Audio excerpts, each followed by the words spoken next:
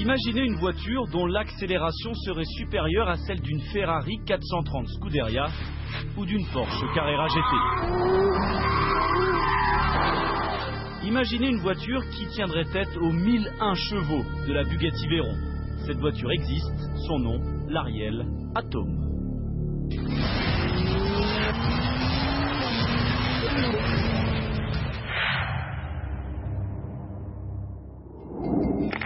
Ne cherchez pas ici d'énormes V8 ou de belles carrosseries. L'Atom, c'est un concentré d'efficacité.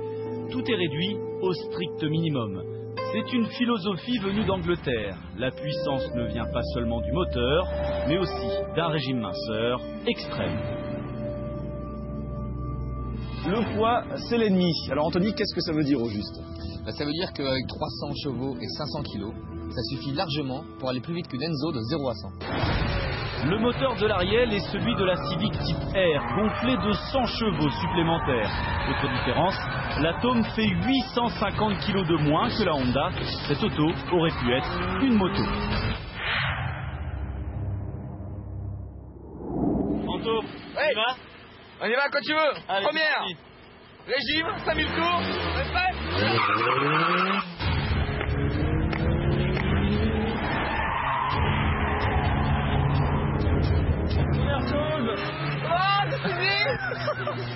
C'est qu'on n'a pas mis les lunettes de soleil pour faire les kékés. C'est parce qu'on se prend tout dans la figure en fait, tout simplement. On a déjà dans cette Ariel, la position de conduite est complètement atypique. Comme le reste de la voiture, on est complètement allongé. Et on a le moteur à 1 cm de notre figure. Et qu'est-ce qu'on entend? C'est la prise d'air, hein? Ouais, on entend la munition d'air. Et puis après, t'entends le compresseur qui se met en route.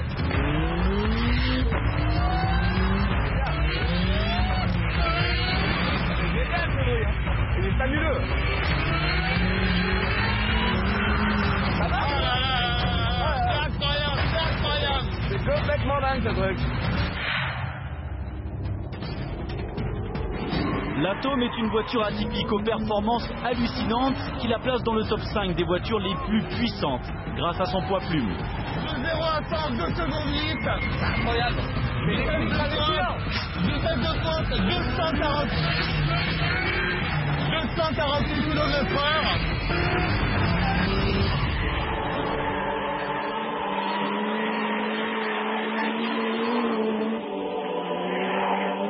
C'est très facile d'accès.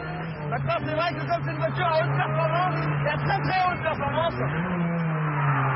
c'est quand même pas évident à maîtriser.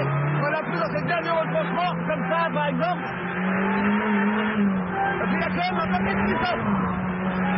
Ça va vite, hein. Alors, le moteur il répond extrêmement bien, il n'y a aucun temps de. Il n'y a aucun trou. À peine t'accélères, ça part. Regarde ça. C'est immédiat. Oh là là.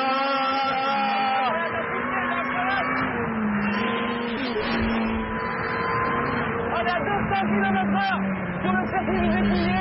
On a jamais fait ça, 210 km/h.